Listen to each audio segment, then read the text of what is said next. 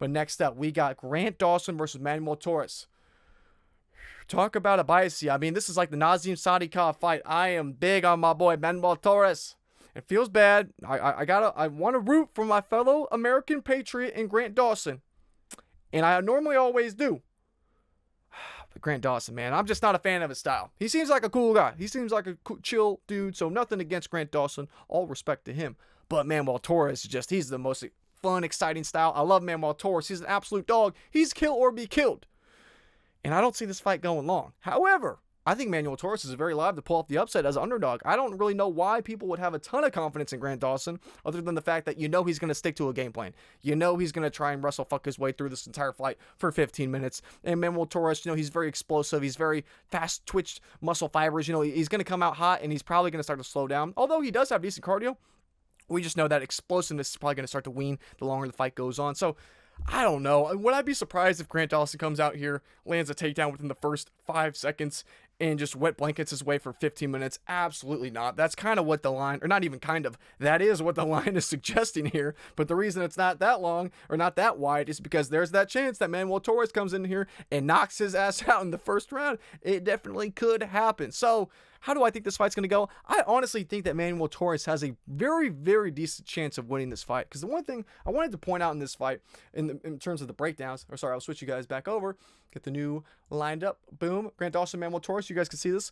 I will say, we've seen Manuel Torres looks really good, when we see him struggle at the UFC level, it's because he's going against guys where he's at a reach disadvantage. We go back, you look at his fights where he's winning. Chris Duncan, Nick Mata, Drew Dober, these guys he's all had a reach advantage over. He's had the longer reach. He's able to touch them faster than they can touch him. No diddy. And he's able to find that chin. He's able to find that mark. Even when he's wrapping up submissions, he's just a faster guy. And especially, it's more so on the feet with the reach, but you get my point.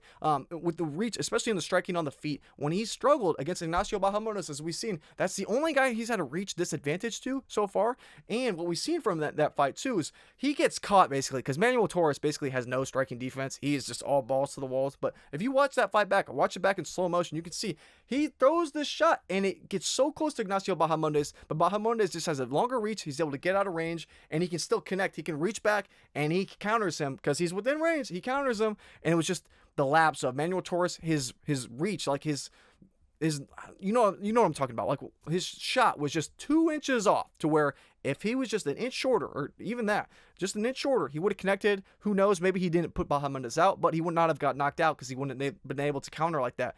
Sorry if that was confusing. Sorry, but hopefully that makes sense in the sense of the real time that we've seen him get caught in the UFC has been when he's been at a reach disadvantage. Other than that, he's looked really damn good. He's looked great in the ground and the grappling. He's looked great on the feet and the striking.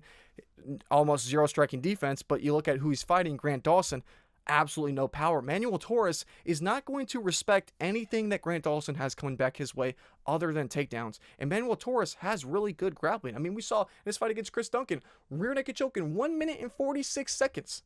That's pretty damn fast. And Chris Duncan is a high-level grappler, and that fight was, 2024, so not that long ago. So does Grant Dawson have a means to win this fight? Yeah, I would not be surprised at all if Grant Dawson comes in here and wrestle fucks his way to a win across 15 minutes. He could even get a late finish on Manuel Torres. I wouldn't be surprised there either. However, we've just seen the main fight, and I don't want to put too much weight on this.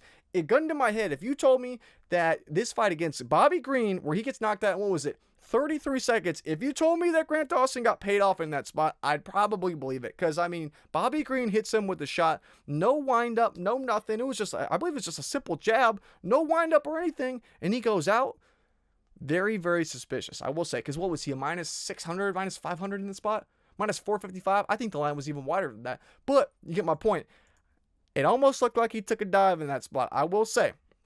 And you know who hits harder than Bobby Green? Manuel Torres. Manuel Torres, if he touches you, he can put you out. So for this type of a fight, Manuel Torres, I think he's very live for the knockout. Are we going to be lucky enough to get that knockout from him? Probably not.